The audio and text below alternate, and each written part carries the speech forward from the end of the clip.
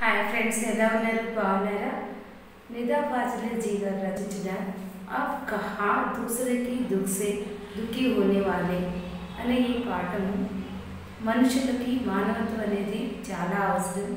మనిషికి మానవత్వంతో జీవించడం ఎంతో ముఖ్యం అనేది ఆయన ఈ పాఠం ద్వారా మనందరికీ సమాజానికి తెలియజేస్తున్నారు. ఎందుకంటే జంతువులు, మనుషులు, పశువులు, పక్షులు అందరూ కూడా ఒకే మట్టితో చేయబడిన వారు. ఒకే మట్టితో చనిపోయిన తర్వాత ఆ మట్టిలోనే కలిసిపోతారు. అటువంటప్పుడు మనుషులని దేవుడు జంతువులన్నిటికన్నా గొప్ప జ్ఞానంతో పుట్టించాడు. ఆ మనుషులకు ఇచ్చిన ఆ జ్ఞానంతో మనుషులు జంతువుల్ని, పశువుల్ని, పక్షుల్ని, సమస్త జీవరాశుల్ని ఎంత బాగా చూసుకోవాలి. అయితే ప్రస్తుతం ఉన్న సమయంలో వాటితో మానవుల యొక్క బిహేవియర్ ఎలా ఉంది? ఒకప్పుడు మన పూర్వీకుల్లో కొన్ని పరిశుద్ధమైనటువంటి గ్రంథాలలో కొంతమంది గురించి ఆయన ఈ పాఠంతో చెప్పారు. అటువంటి కొంతమంది వ్యక్తులు ఏ విధంగా ప్రకృతితో, సహజీవులతో ప్రవర్తించారు అనేది ఈ పాఠం ద్వారా మనం తెలుసుకున్నాం. అంటే ఫ్రెండ్స్, ఈ లెసన్ ద్వారా మానవులు ప్రకృతిలో ఉన్నటువంటి సమస్త జీవులతో పాటు మానవుడికి సమాన హక్కులు ఉన్నాయి. కానీ మానవుడు ప్రకృతిలో ఉన్న మిగతా జీవుల కన్నా అధికంగా తన హక్కుని పొందుకోవడమే కాకుండా వాటి హక్కును కూడా తీసుకుంటున్నారు. అలా చేయకూడదు. దాని నుంచి బ్యాలెన్స్ తప్పుతుంది. దాని నుంచి మనం ఇప్పుడు ప్రస్తుతము ఎదుర్కొంటున్నటువంటి రకరకాలైనటువంటి ప్రాబ్లమ్స్, అవి హెల్త్ ఇష్యూస్ అవ్వచ్చు. అంతేకాకుండా వాతావరణంలో వచ్చేటువంటి అతి భయంకరమైన మార్పులకి కారణం కూడా ఈ యొక్క సంతులిత మారడం మూలనే. సంతులితత లేకపోవడం అంటే సమానతను లేకపోవడం. సో భూమి మీద ఉన్న సమస్త జీవరాశులకి, మానవులకి సమానమైన హక్కు ఉంది. ఈ హక్కుని మనం వాటి దగ్గర నుంచి దౌర్జన్యం తీసుకోవడం సరికాదు. ప్రస్తుత కాలంలో దౌర్జన్యంగా తీసుకొని మనం ఎన్ని సమస్యలను ఎదుర్కొంటున్నాం, ఇక్కడ నుంచి అయినా మార్చుకున్నాం అని చెప్పి మిగతా ప్రాణుల్ని వాటి హక్కుని అర్థం చేసుకున్నటువంటి బైబిల్లో సులైమాన్ అవ్వచ్చు. అంతేకాకుండా నిదా ఫాజలే జీ గారి నాన్నగారి గురించి కూడా ఆయన చెప్పారు. ఇలా ఎంతోమంది గురించి ఆయన చెప్పారు. సో మనం ఈ కథను నేర్చుకొని మనం కూడా ఇక్కడ నుంచి మనతో పాటు సహజీవులైనటువంటి జీవప్రాణిని, సమస్త జీవరాశుల్ని మనం ప్రేమగా చూసుకుందాం. మనకి ఇప్పటివరకు ఏర్పడినటువంటి సమస్య ఏదైతే ఉందో దాన్ని ఇక్కడి నుంచి అయినా తగ్గించడానికి ప్రయత్నిద్దాం. ఇంకెందుకు ఆలస్యం, మిగతా లాస్ట్ పార్ట్ లెసన్ చెప్పు. नेचर ने गुस्से का एक नमूना कुछ साल पहले बम्बई में देखने को मिला था, और यह नमूना इतना डरावना था कि बम्बई निवासी डरकर अपने अपने पूजा स्थल में अपने खुदाओं से प्रार्थना करने लगे थे. నేచర్ ఎంతో భయంకరమైనటువంటిది. మనము చేస్తున్నటువంటి పనులకి అది భయంకరంగా మన మీద కోపాన్ని తీర్చుకుంది. కొన్ని సంవత్సరాల క్రితం బొంబాయిలో ఏం జరిగింది అంటే, ప్రస్తుతం దాన్ని మనం ముంబై అని పిలుస్తున్నాం. ఏం జరిగిందంటే ఒక నమూనా అంటే ఒక ఎగ్జాంపుల్ చూపించింది. అది ఎట్లాంటిది అంటే చాలా భయంకరమైనటువంటిది. అదే సునామీ. బొంబాయిలో నివసించేటువంటి జనాలు అక్కడ ఆ సునామీకి భయపడిపోయి వాళ్ళ పూజా స్థలాల్లోకి వెళ్ళి వాళ్ళ దేవుళ్ళని ప్రార్థించడం మొదలుపెట్టారు. कई सालों से बड़े बड़े बिल्डर समंदर को पीछे धकेलकर उसकी ज़मीन को हथिया रहे थे. बेचारा समंदर लगातार सिमटता जा रहा था. ఎన్నో సంవత్సరాల నుంచి పెద్ద పెద్ద బిల్డర్స్ సముద్రాన్ని వాళ్ళ అవసరాలకి వాళ్ళు బిల్డింగ్స్ కట్టుకోవడానికి సముద్రపు నేల భాగాన్ని వాడుకోవడం మొదలుపెట్టారు. సో దాని నుంచి బెచారా మొదట సముద్రము ఒక కాళ్ళు చాపుకొని కూర్చున్నటువంటి వ్యక్తిలాగా రిలాక్స్గా ఉండేది. కానీ బిల్డర్స్ కట్టేటువంటి బిల్డింగ్స్ మూలన అది కొంత సముద్రం యొక్క కొంత భాగము వాళ్ళు వాడుకోవడం మూలన కాళ్ళు మడుచుకొని కూర్చున్న వ్యక్తిలాగా అయింది. పహలే ఉస్నే అప్ని ఫైలీ హుయి టాంగే సమేటి థోడా సిమట్ కర్ బైఠ్ గయా. అంటే కాళ్ళు చాపుకొని కూర్చున్నటువంటి వ్యక్తి తన కాళ్ళని కొంచెం మడుచుకొని కూర్చున్నట్లుగా అది అయింది. ఫిర్ జగహ కమ్ పడి తో అక్కడు బైఠ్ గయా. మళ్ళీ స్థలం తక్కువైపోయేసరికి మోకాళ్ళ మీద కూర్చున్నట్టు అయిపోయింది. ఫిర్ ఖడా హో గయా. తర్వాత నుంచుండిపోయింది. అంటే అర్థం సముద్రము కాళ్ళు మడుచుకోలేదు, నుంచోలేదు. కానీ సముద్రపు యొక్క ఒడ్డున ఉన్నటువంటి నేలని వాళ్ళు బిల్డింగ్స్ కడుతూ ఇంకా లోపలికి సముద్రము లోపలికి కట్టడం మొదలుపెట్టినప్పుడు సముద్రం పరిస్థితి నుంచున్న వ్యక్తి యొక్క పరిస్థితి ఎలా ఉంటుందో అలా ఉందని చెప్తున్నారు. జబ్ కడే రహనే కి జగహ కమ్ పడి తో ఉసే గుస్సా ఆ గయా.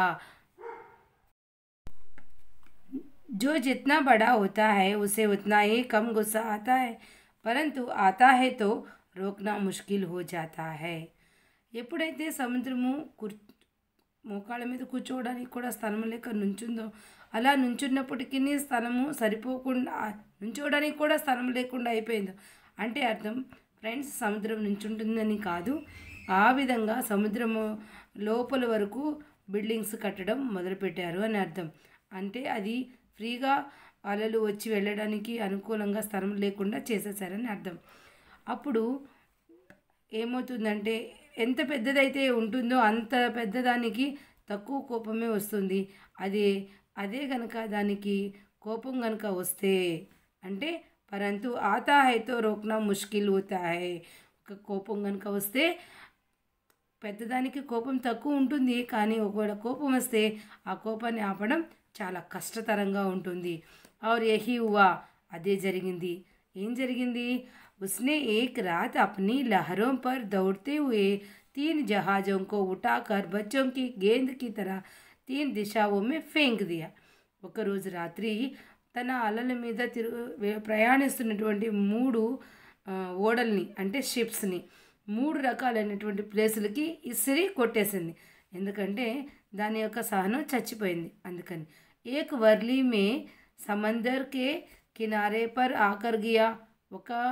ఒక బోట్ ఏమో షిప్ ఏమో సముద్రపు ఒడ్డున వచ్చి పడింది. దూసరా బాంద్రా మే కర్టార్ రోడ్ కి సామనే ఔందే ముహ్ ఔర్ ఔందే ముహ్. ఇంకొక second one Bandra Carter road అనేటువంటి ప్లేస్లో పడింది. ఔర్ తీసరా గేట్వే ఆఫ్ ఇండియా అక్కడ పడింది. ముక్కలై टूट फूट कर सैलानियों का नज़ारा बना. बावजूद कोशिश वे फिर से चलने फिरने के काबिल नहीं हो सके.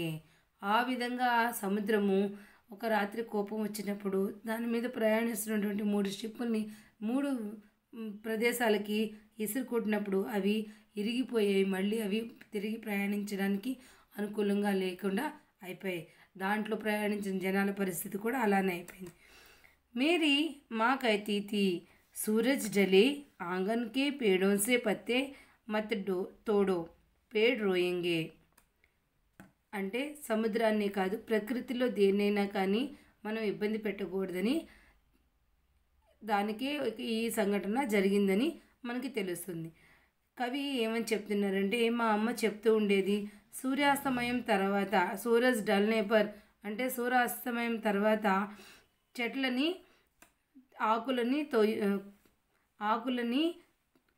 తోడు అంటే కొయ్యకూడదు.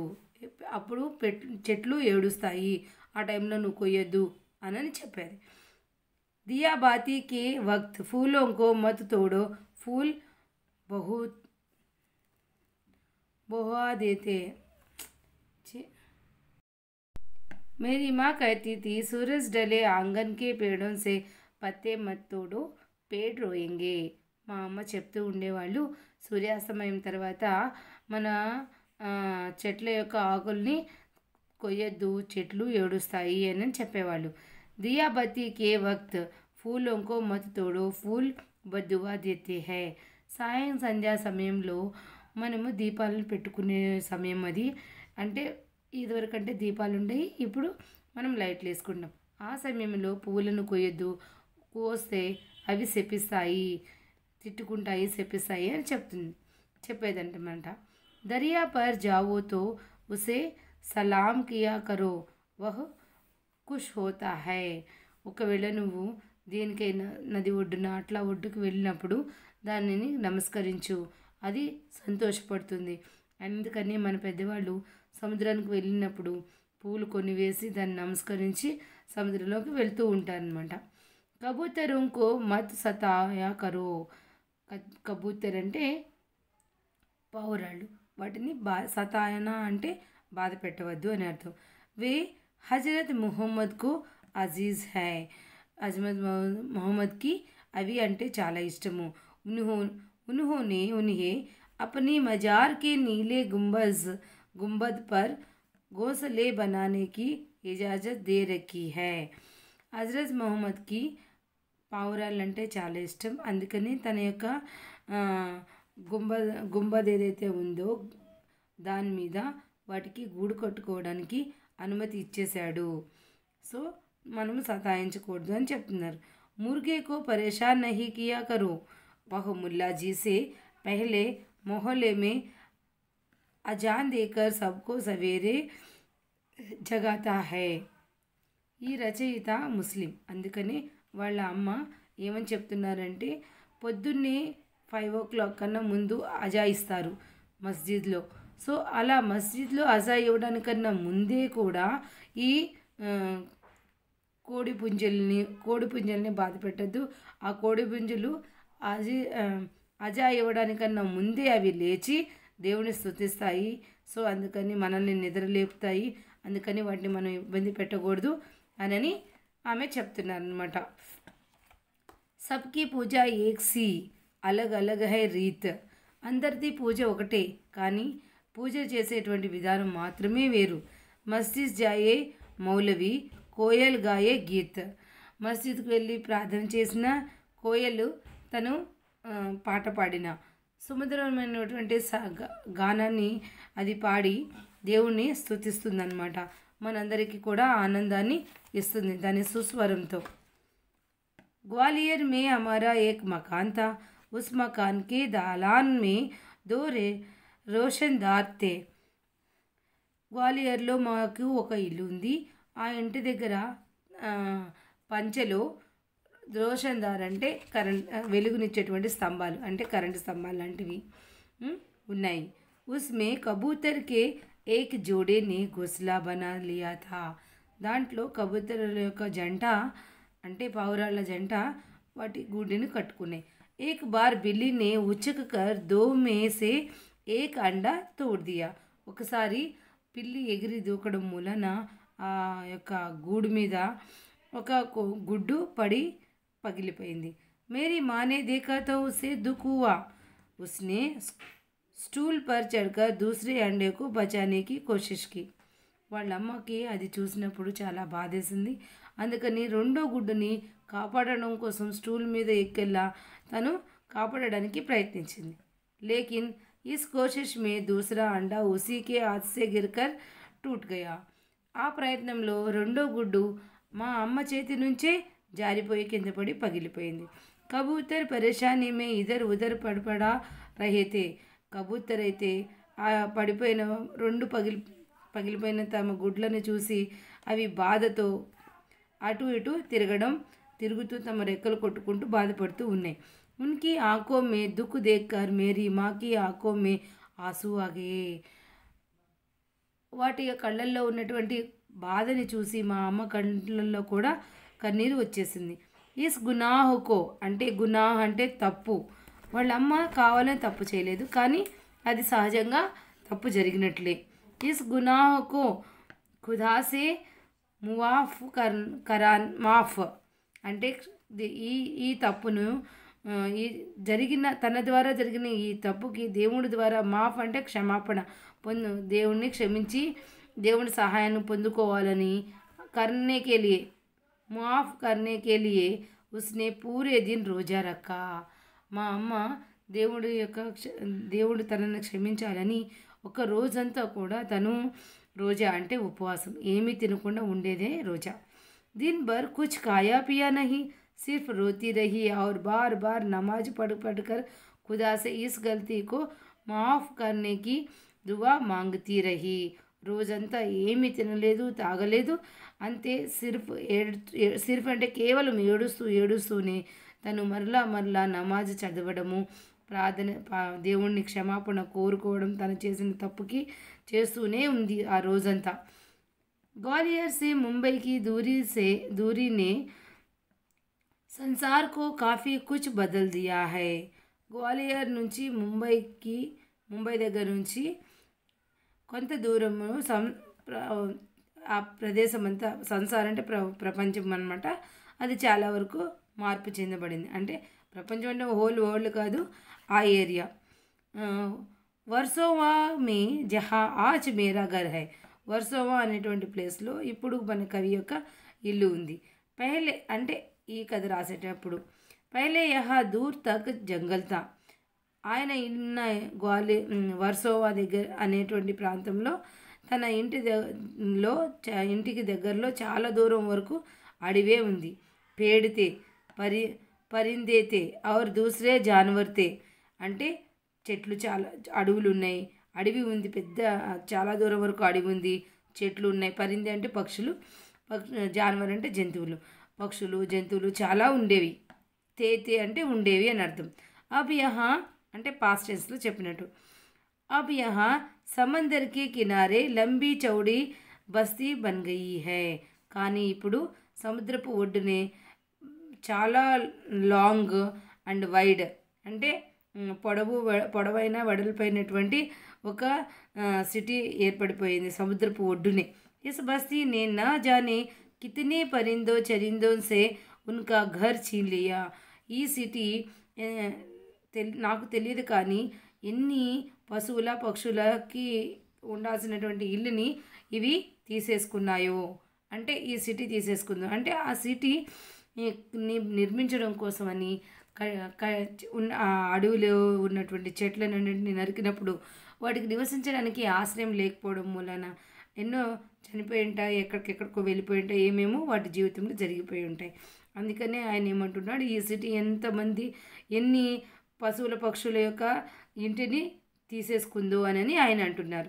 ఇన్వేసే కుచ్ షహర్ చేరుకొని చెల్లేగే, కొన్నేమో ఆ సిటీని వదిలేసి వెళ్ళిపోయాయి. జో నహీ జా సకే హై ఉన్హోనే యహా వహా డేరా డాల్ లియా. ఏవైతే వెళ్ళలేకపోయాయో అవి ఇక్కడ అక్కడ ఉండడం మొదలుపెట్టాయి. इनमें से 2 कबूतरों ने मेरे प्लेट के एक मचान में घोंसला बना लिया. ఆ పక్షుల్లో కొన్ని 2 పక్షులు మా ఫ్లాట్ మచ్చు మీద వాటి యొక్క గూడుని పెట్టుకున్నాయి. బచ్చే అవి చోటే హై. వాటి యొక్క పిల్లలు ఇంకా చిన్నవి. ఉన్కే ఖిలానే పిలానే की जिम्मेदारी अभी बड़े कबूतरों की है. ఇంకా ఆ యొక్క పౌరాల యొక్క పిల్లలు చిన్నవి, అందుకని వాటికి తినిపించాలన్నా తాపించాలన్నా వాటి బాధ్యత వాటి పెద్ద పౌరాలవే. వే దిన్ మే కయ్యి బార్ ఆతే జాతే హై. రోజులో చాలాసార్లు వస్తూ వెళ్తూ ఉండేవి. ఔర్ క్యూ నా ఆయే జాయే ఆఖిర్ ఉన్కా భీ ఘర్ హై. అవి ఎందుకు వచ్చి వెళ్ళకుండా ఉంటాయి, అది వాటి ఇల్లు కదా, అందుకనే అనేక సార్లు ఇంటికి వచ్చి వెళ్తూ ఉండేవి. లేకిన్ उनके आने जाने से हमें పరేషానీ भी होती है. అవి వస్తూ వెళ్ళడం మూలన లేఖక వాళ్ళకి చాలా ఇబ్బందిగా ఉండేది అనమాట. కభీ కిసీకి చీజ్కు గిరాకర్ తోడ్ దేతే హై. ఒక్కొక్కసారి అవి వచ్చి వెళ్ళేటప్పుడు సమయంలో ఏదో ఒక వస్తువుల్ని పడేసి అవి విరగొట్టేసాయి అనమాట. అంటే అవి వచ్చి వెళ్ళేటప్పుడు ఏదో ఒకటి తగిలి, వాటి రెక్కలు తగిలి అవి తగిలి ఏదో ఒక వస్తువు పడిపోయి పగిలిపోతూ ఉండేది. कभी मेरी लाइब्रेरी में घुसकर कबीर या मिर्ज़ा गुलाब को सताने लगते हैं. నా లైబ్రరీలోకి వెళ్ళి నా దగ్గర ఉన్నటువంటి కబీర్ అండ్ మిర్జా గులాబ్ అనేటువంటి పుస్తకాలని ఏదో వాటిని ఇబ్బంది పెడుతూ ఉండేవి. इस रोज़ की परेशानी से तंग आकर मेरी पत्नी ने उस जगह जहाँ उनका आशियाना था. ప్రతిరోజు ఇలాంటి సంఘటన వాటి ద్వారా జరగడంతో మా భార్యకి విసుగు వచ్చి వాళ్ళు నివసించేటువంటి అంటే ఆ పక్షులు నివసించేటువంటి ఆ గూడు ఏదైతే ఉందో, ఆసియానా అంటే వాటి నివాస స్థానం. సో ఏదైతే ఉందో దాన్ని ఏం చేసిందంటే ఏక్ జాలీ లగాది హై అంటే ఆ గూడుకి ఆ గూడు నుంచి అవి ఇటు అటు రాకుండా ఉండడం కోసం ఆ గూడికి అడ్డంగా ఒక జాలి పెట్టేసింది, అంటే మెస్ పెట్టేసింది అనమాట. సో ఉన్కే బచ్చోంకో దూసరీ జగహ కర్ దియా, వాటి పిల్లల్ని వేరే చోట ఉండేలాగా చేసేసింది. వీళ్ళు వేరే చోట, వాటి పిల్లలు వేరే చోట, అంటే బర్డ్స్ వెళ్ళి వాటి దగ్గరికి వెళ్ళడానికి అనుకూలంగా లేకుండా చేసింది. ఉన్కే ఆనేకి కిటికీ కో భీ బంద్ కియా జానే లగా. అంతేకాకుండా ఏ కిటికీ నుంచి అయితే తల్లి పావురాలు పేరెంట్ పావురాలు వస్తూ వెళ్తూ ఉండేవో ఆ కిటికీని కూడా బంద్ చేసేసింది. కిటికీకి బాహర్ అబ్ దోనో కబూతర్ రాత్ భర్ ఖామోష్ ఔర్ ఉదాస్ బయటే रहते हैं. కిటికీ బయట వైపు అవి రెండు కబూతర్ అంటే పావురాలు ఎంతో ఖామోష్ అంటే సైలెంట్గా, ఉదాస్ అంటే బాధగా, దిగులుగా, విచారంగా అని అర్థం. అలా కూర్చుంటూ ఉండేవి అనమాట రాత్రంతా. మగర్ అబ్ నా సులేమాన్ హై జో ఉన్కి జుబాన్కు సమజ్కర్ ఉన్కా దుఃఖ్ బాటే. అయితే కవి ఏమంటున్నారంటే ఇప్పుడు రాత్రంతా బాధపడుతున్నటువంటి ఆ పావురాల బాధని అర్థం చేసుకోవడానికి ఇప్పుడు సులేమాన్ లేడు. వాటి బాధని అర్థం చేసుకొని వాటి దుఃఖాన్ని తీర్చడానికి. నా మేరీ మా హై, మా అమ్మ లేదు. జో ఇన్కి దుఃఖో మే సారీ రాత్ నమాజ్ మే కాటే. రాత్రంతా వీటి బాధ గురించి బాధపడి తను కూడా రాత్రంతా ఏ విధంగా దేవుణ్ణి మొరపెట్టుకుంది అట్లా మొరపెట్టుకోవడానికి ఇప్పుడు మా అమ్మ లేదు వీటి గురించి మొరపెట్టుకోవడానికి అని కవి చెప్తున్నారు. నదియా సీంచే ఖేత్కో తోతా కుతరే ఆమ్. నదియా సీంచే ఖేత్కో, నదులు ఖేత్ అంటే పొలాలను పండించడం కోసం నదుల్ని పొలాల వైపుకి తిప్పుతున్నారు. తోత అంటే చిలుక, కుతరే అంటే ఆమ్, ఆ ఆముని కొరుకుతుంది అని అర్థం, అంటే మామిడికాయని కొరుకుతుంది. సూరజ్ టేకేదార్ సా సబ్కో బాంటే కామ్. సూరజ్ ఏమో సూరజ్ అంటే సూర్యుడు, టేకేదార్ అంటే అందరికీ పనిని ఇచ్చేటువంటి వాళ్ళలాగా ఆయన పని చేస్తూ ఉంటాడు అని అర్థం. అంటే ఫ్రెండ్స్ ఈ లెసన్ ద్వారా ప్రతి ఒక్కరూ నేర్చుకోవాల్సింది ఏంటంటే భూమి మీద సమస్త జీవ ప్రాణులకి సమానమైన హక్కు ఉంది. వాటిని మనము లాక్కోకూడదు, వాటిని కూడా మనతో పాటు మంచిగా చూడాలి అని. ఫ్రెండ్స్ మీకు కనుక నా వీడియో నచ్చితే లైక్ చేయండి, షేర్ చేయండి, సబ్స్క్రైబ్ చేసుకోండి, పక్కన ఉన్నటువంటి బెల్ ఐకాన్ క్లిక్ చేయండి. ఎప్పటికప్పుడు నా నోటిఫికేషన్స్ మీకు వస్తాయి. మీ కామెంట్స్ రూపంలో మీ డౌట్స్ ఏదైనా ఉంటే, మీకు ఈ లెసన్స్ అన్నా కావాలంటే నాకు తెలియపరచండి. నాకు వీలైనంత త్వరలో నేను అప్లోడ్ చేయడానికి ట్రై చేస్తాను. Thank you for watching friends. Bye.